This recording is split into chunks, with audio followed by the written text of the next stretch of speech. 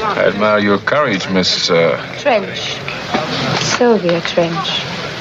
I admire your luck, Mr... Bond. James Bond. Who are you? Bond. James Bond. My name's Bond. James Bond. Who are you? My name is Bond. James Bond. My name's Bond. James Bond. My name is Bond. James Bond. Bond. James Bond. My name is Bond. James Bond. Can I help you? Yes, my name is Bond. James Bond. My name is Bond. James Bond. Mr. Bond. James Bond. My name is Bond. James Bond. The name is Bond. James Bond. My real name is Bond. James Bond. You mistake my word for it. Who are you? Bond. James Bond. Bond. Start ringing. James Bond. The name's Bond. James Bond. Bond. James Bond. Bond. James Bond. The name's Bond.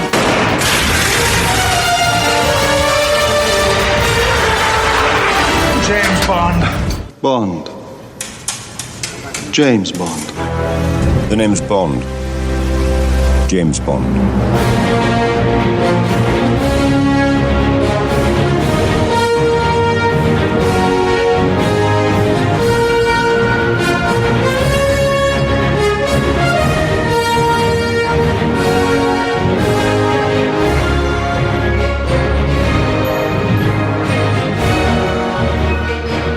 So, everybody's life has a moment. That moment, that event that changes pretty much everything. Something that divides your life into a before and an after that moment. Now, this can be a good thing. Meeting your future husband or wife, becoming a parent, landing that dream job. It can also be a bad thing. The death of a loved one, a divorce, a life-altering diagnosis, or an accident. For me, that moment arrived on February 7th, 1983. We were on a winter ski vacation with my family and their friends in Vermont at the Smuggler's Notch ski resort, which seems to still be in operation. It was the first full day of skiing when, on an icy slope, I lost control and collided with an immovable object that actually was not a tree. I lost consciousness briefly, and when I came to, I was in the most excruciating pain I had ever experienced before or since. A broken leg. My left femur, to be exact. The ski patrol arrived with snowmobiles to stretcher me down to the base of the mountain. An ambulance transported me and my mother to the hospital in Burlington, where I would undergo a grueling resetting of my leg, a traction insertion pin with only local anesthetic thanks to the mild concussion I sustained, and a body cast from the waist down encasing all of my left leg and half of my right leg. The ski vacation that was supposed to have me miss a week of school ended up costing me 3 months before I was out of that cast, on crutches, and able to more or less resume my life. But after a couple of weeks, the loneliness and the isolation really began to set in. In the mornings, I became particularly aware that my friends and classmates, the whole outside world really, were out there walking or bike riding to school, sitting in class, enjoying recess and lunchtime, and the end-of-the-day freedom.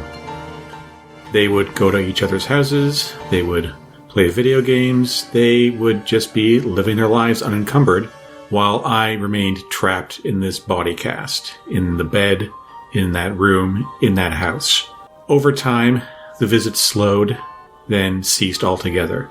My only view of the outside world came in the view through the back patio door, our backyard, and our swimming pool, at that time covered in snow and closed until summer. I'm not going to lie, the experience did change me. Physically, obviously. Emotionally and mentally also.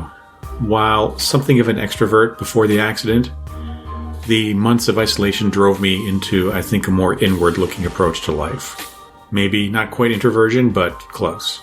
And while I did have visitors at first, friends and classmates, my 4th grade teacher, Mrs. Murray, who had always terrified me before that point, but was a very kind, very concerned person, and she gifted me with a book to read, which was Marguerite Henry's Justin Morgan Had a Horse. I still have that book. But for the most part, I spent those 3 months in my bed at home, alone. I had a tutor come by daily to make sure I didn't miss any work or fall behind. She did such a good job. When I did return for the final month of 4th grade, I was ahead of the rest of the class academically and could pretty much coast until school let out. So, what did I do during those months? Well, frankly, not a lot. I did read a great deal, for one, and my reading taste matured, along with my bones knitting, and I graduated from Beverly Cleary, Judy Blume, and Patrick Skeen Catling to Joel L. Schwartz, Roald Dahl, and my personal favorite, Gordon Corman, a Canadian author who actually grew up in the neighborhood I was now living in, publishing his first novel when he was in the 7th grade. Now, if you're picturing poor, pitiful me, bedridden in my room, don't fret too much. My parents disassembled my bed and set it up in our living room so I'd at least be downstairs where the rest of the family was most of the time, where my friends could visit me and where I'd feel a lot less isolated. This, of course, meant I got to watch a lot of television. And let me tell you, friends, daytime TV in the 1980s was a dead zone wasteland of game shows in the morning, lunch hour news programs, my mom's soap operas in the afternoon. I was almost relieved to have to do schoolwork just for the break from the monotony. Post-school afternoons fared a little bit better, with afternoon cartoons supplied by CBC and TV Ontario, and Buffalo's WUTV Buffalo 29. But when evenings rolled around, it was a much different story. Square peg, square, hey! Always never quite right. Square peg, square, hey! I'd like it if they'd like us, but I don't think they'd like us. Square peg, square, hey! Don't want to wear my glasses, I have to wear my glasses. Square peg, square, hey! Square peg, square, hey! One size does not fit all.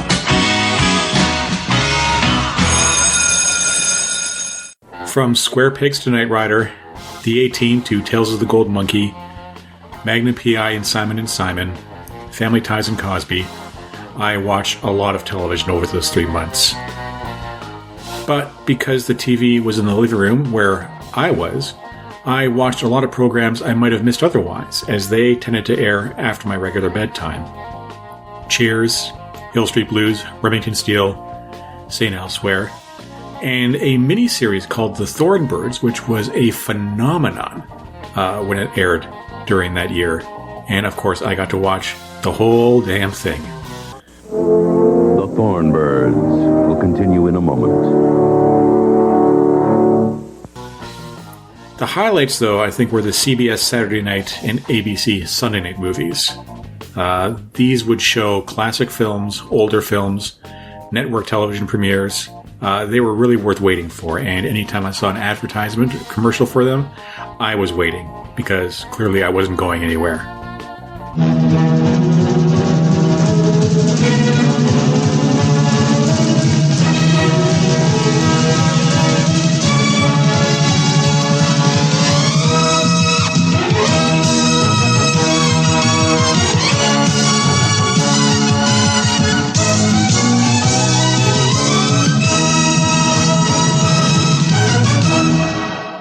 And so it was, on one of those CBS Saturday or ABC Sunday nights in particular, I would watch my first ever James Bond movie.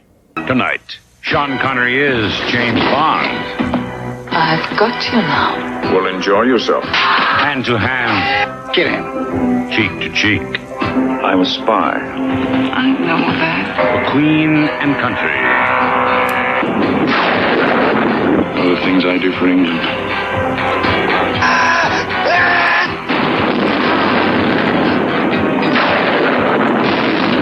The honeymoon's over. You only live twice. Next. I'd been aware of James Bond by then as a name, but not so much a character or film series. I knew him by image. I knew he wore a tuxedo. I know he frequently posed with a handgun, usually a Walter PPK, brandished across his chest with one or more alluring women hanging off of him. Up to that moment of watching You Only Live Twice, though, I don't think I'd ever watched a Bond picture all the way through. My introduction to the world of 007 had actually come 5 or so years earlier, where for my birthday someone had gifted me a small die-cast toy car of the aquatic Lotus Esprit made famous in The Spy Who Loved Me. It's the biggest. It's the best. It's Bond. And beyond. Roger Moore is James Bond. Handsome but bitter. In the newest, most fantastic 007 adventure of all. The Spy Who Loved Me. Rated PG. I would later become familiar with Bond, James Bond, through repeated viewings of the trailer for You Only Live Twice, which played before both screenings of Superman 2 that I attended in Edmonton the year before. I was even kind of familiar with Moonraker and intrigued by it, but never saw it outside of a watch of the pre-credits action scene when it aired in 1982 when it was on TV, but I had to go to bed. We didn't have a VCR and it was a school night after all. But that all changed with You Only Live Twice. After watching the movie, all I knew was I wanted more. A lot more. And later that year, in the summer of 1983, I would get my chance to see my first ever James Bond film on the big screen. From the producers of all the great James Bond films, from Dr. No to For Your Eyes Only. And now, Roger Moore is Ian Fleming's James Bond 007 in Octopussy. I'm Octopussy. Let me tease you with a peek at the next and most fabulous Bond of all. So, if I may, I'd like to digress a little and paint a portrait of my neighborhood in Scarborough in 1983. We lived on Pine Meadow Boulevard, between Pharmacy Avenue to the west and Warden Avenue to the east. The Bridlewood Mall was a short drive away, as was Lamoureux Collegiate, which may mean nothing to you, but to Toronto kids and fans of hard rock and progressive rock, in particular, is best known as the filming location for the band Rush's iconic 1982 single Subdivisions. Further south along Shepherd Avenue at Victoria Park, there was a strip mall that would become notorious in our neck of the woods for soon thereafter hosting one of Canada's first Chuck E. Cheese locations. A location that, believe it or not, is still in business today. And I would be very remiss if I didn't mention the presence of Johnny's Charbroiled Hamburgers. A Scarborough icon going on 60 years now at the corner of Victoria Park and Shepherd Avenue. It's also a draw to Scarborough residents past and present, including comedian Mike Myers. The creator of Wayne's Campbell and Wayne's World always makes sure to visit Johnny's anytime he visits his old stomping ground, and why wouldn't he? After all, Wayne's World is based on his teenage years growing up in, you guessed it, Scarborough, Ontario. The burgers are great, but for my money, nothing beats their steak on a Kaiser. But salt, pepper, a little bit of steak sauce, onion rings, and a vanilla shake on the side. Just don't ask for lettuce on your burger, you'll only embarrass yourself. If there's one lesson learned from the years in Scarborough, it's this. With every house and apartment I ever inhabited afterwards, the biggest outside deciding factor to location was, where am I buying milk? Is it walking or biking distance? Do you have to drive there? Fortunately, at the end of Pine Meadow at Pharmacy, there was a small corner strip mall. It's still there. They had a pizza place and a burger place. Not as good as Johnny's, but pretty decent. There was a Max Milk convenience store where you could buy candy, milk, of course, comic books. There was a hair salon and a clothing boutique, but most of all, there was a video rental store. If you're an 80s kid like me, you remember what an impact the video store had on our lives. Finally, we could bring the movie-going experience home. Sort of. At the time, we didn't really care that the picture quality of VHS was lacking, that the aspect ratio was cut, cropped, panned, and scanned. Not even which format you had. Beta or VHS mattered that much in 1982, though, as the decade wore on, Beta, in fact the superior format to VHS, lost ground to the competitor and died silently. Oh, spoiler alert. Our first VCR was a Betamax. Oh well. This will come as a surprise to listeners to this podcast. I'm the father of the bride. But the man who has to pay for all this. For a wedding gift, I gave each of my angels the new Sony Betamax SL5000. The simplest and easiest to use. Its advanced front-loading system is just amazing. It even has remote control and beta scan. But the real genius of this Betamax is its price. But Sony the Betamax VCR is only opened the door to a world $699 of during cinema I'd KML's missed up to store-wide that sale, point. available at all 5 And as the locations. decade would roll on and studios began releasing classics from the vault like The Great Escape, The Good, the Bad, and the Ugly, The Guns of Navarone, and all those early James Bond films, we got it as a family Christmas gift the previous year, so by the time I was bedridden, the weekly visit to the video store became a ritual I well looked forward to. I would request movies, and if they're available, my mom or my dad would bring them home. But after seeing You Only Live Twice that Sunday, all I wanted to watch was Bond. James Bond. We embraced something of a scattershot approach, owing to availability. I was nonspecific, being bedridden, so any James Bond would do. The corner store had a complete set of Bond films, though, but as the video generation really took off, they were frequently out, rented by somebody else and otherwise unavailable. So I watched them out of order. I think after You Only Live Twice, I watched From Russia With Love, then Live and Let Die, then Diamonds Are Forever, followed by Moonraker. Some were better than others, and others were unfairly maligned. I am, of course, looking at On Her Majesty's Secret Service here. As winter became spring, my cast would come off at the end of April, and I subsequently endured another month and a half of painful physiotherapy to rebuild the leg muscles that had atrophied during their entombment within my plaster cast. This meant trips to a swimming pool to build my strength, and on the Victoria Day long weekend, we opened our backyard pool so I could continue therapy there. But by the time the summer of 1983 had begun and school was finished for the year, I had seen nearly every official James Bond film, so I was all caught up just in time for his latest, greatest adventure, Never Say Never Again. Sean Connery is James Bond. Good to see you, Mr. Bond.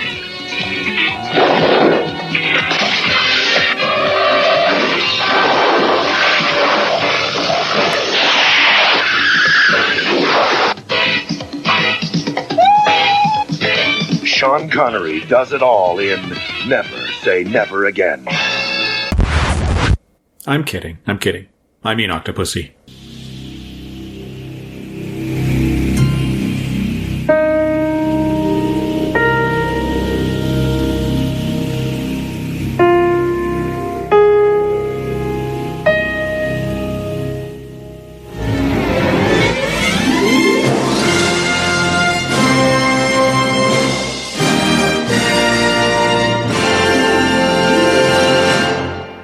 Now, in the great schoolyard debates of 1983, the question of Connery versus Moore as the best James Bond was a never-present one. Poor Barry Nelson, David Niven, and not even George Lazenby merited a mention, despite the fact that Lazenby's only outing as Bond, James Bond, in On Her Majesty's Secret Service is perhaps the best Bond movie of all time. Just picturing Connery in that role, you'll see what I mean. The debate is ongoing to this day, with the additions of Timothy Dalton, Pierce Brosnan, and Daniel Craig thrown into the mix. And there are rumors a fourth new James Bond is on the way. For my part, I'm a fan of Connery, certainly, and for years he edged out Roger Moore by a wide margin. Connery was tough and suave. He set the tone and the bar for all Bonds that followed. But I think all the Bond actors have brought something to the role, from Dalton's and Craig's edginess and danger to Brosnan's cool charm. But if I have to pick only one, I think I will happily rank Roger Moore as my personal favorite Bond by dint of the fact that he was the Bond I grew up with. The one whose face adorned every movie poster and TV commercial and magazine and comic book that I can remember seeing. I mean, even his first Bond thriller, Live and Let Die, was released the year I was born. Basically, for us Gen X kids, Roger Moore was our first James Bond. And now, I was about to see my first new Bond on the big screen. I could not wait. Now, here it gets a little murky, because I struggle to recall which theater I saw Octopussy in. This may not seem like a big deal to you, but to me it's why I started this podcast in the first place. Especially from the Toronto years onward, I wanted to recount which cinemas provided which experiences for me. So with that in mind, with some internet research behind me, I'm reasonably sure we saw Octopussy at the Cedar Bray 8 in Scarborough, at the corner of Lawrence and Markham Road. I say this because I remember us driving east, then south of Highway 401. I also recall it was a large theater with ample choice, and at the time, it was a theater, one of the few, in Toronto that featured Dolby Sound in all its cinemas. This is perhaps the most crucial detail, as you'll find shortly, because we, my parents, my sister, and I took our seats, sat through the trailers, and then finally it began. Now, anybody who tells you there's no difference between the home experience watching a movie and the theatrical, I think the opening moments of any James Bond movie would put that argument to rest. Because to me, who at that moment only knew Bond from TV broadcasts and Betamax tape on a 19-inch TV screen, the big moment couldn't have sounded bigger. This was a massive movie screen. This was Dolby Surround. John Barry's music was everywhere. The volume was pitched, and all of a sudden I was in the James Bond world watching a James Bond movie I'd never before seen, where it was always meant to, on the big screen. The plot of Octopussy, for what it is ludicrous, and to this day I can barely make sense of it. Something to do with microchips hidden in Fabergé eggs, a mad East German played with some scenery-chewing zeal by the always great Stephen Burkhoff, plotting to launch World War III. There's a traveling circus of lady acrobats led by the alluring Octopussy, Maud Adams. There's the suave Louis Jourdan and his fearsome Sikh enforcer. Loaded dice, a flying guillotine, car chases, treetop chases, and Bond doing the actual Johnny Weissmuller Tarzan yell while swinging on a vine.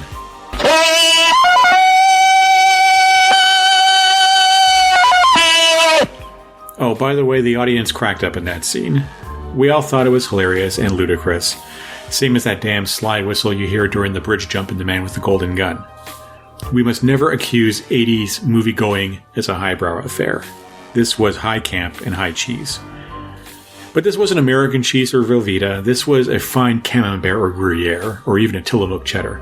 It just tasted great. But amidst all that cheese, there were some absolutely amazing sequences.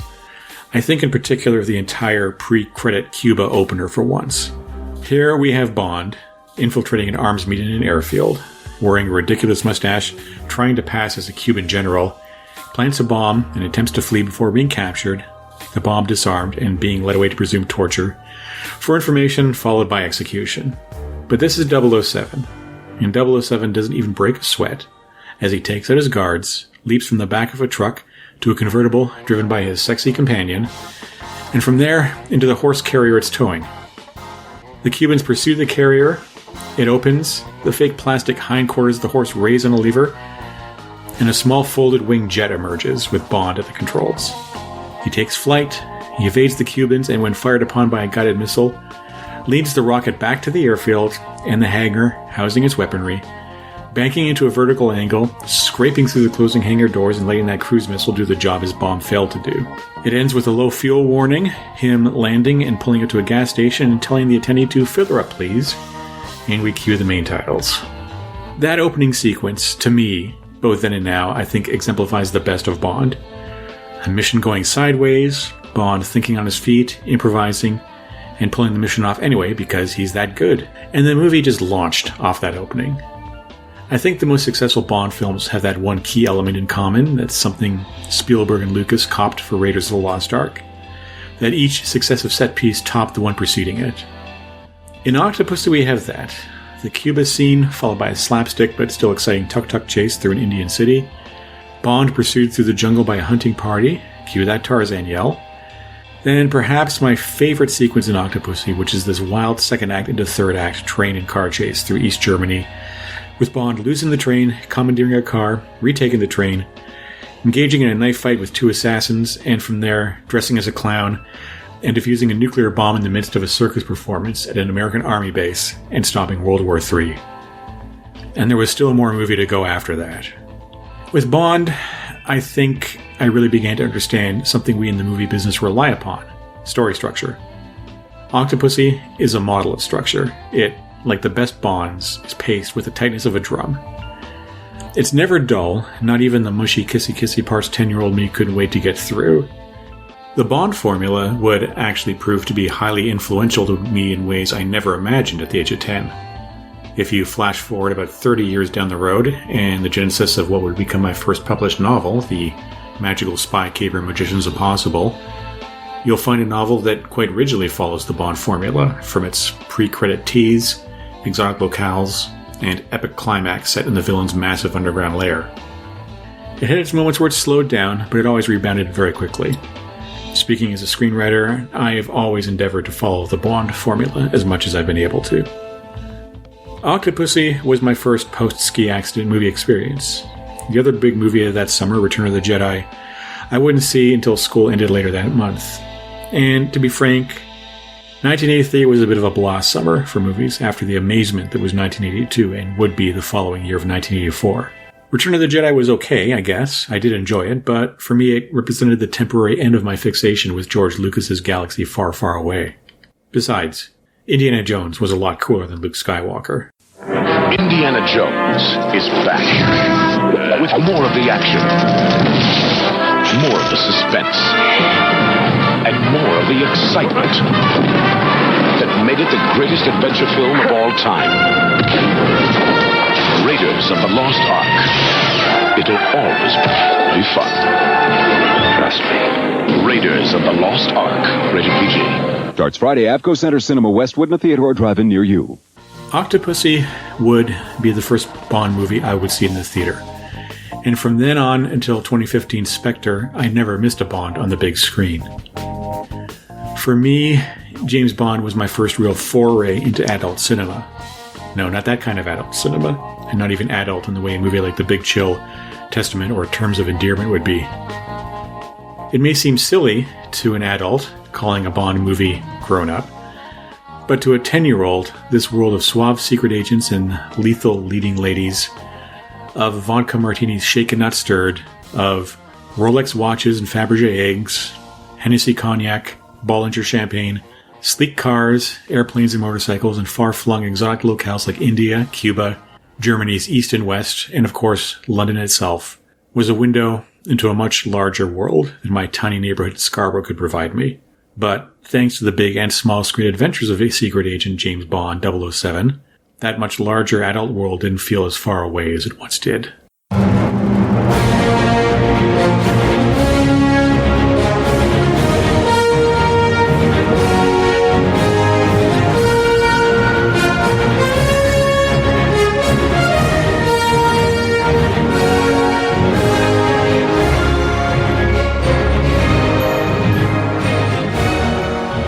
Which brings us to the end of this episode of Celluloid Heroes. Before we go, I wanted to give a shout out to the Cinema Treasures blog, which is a website that lists movie theaters throughout Canada and the US that are either still active, closed, or demolished. And they were very helpful in me pinpointing the Cedarbrae 8 as the likely location of my Octopussy screening.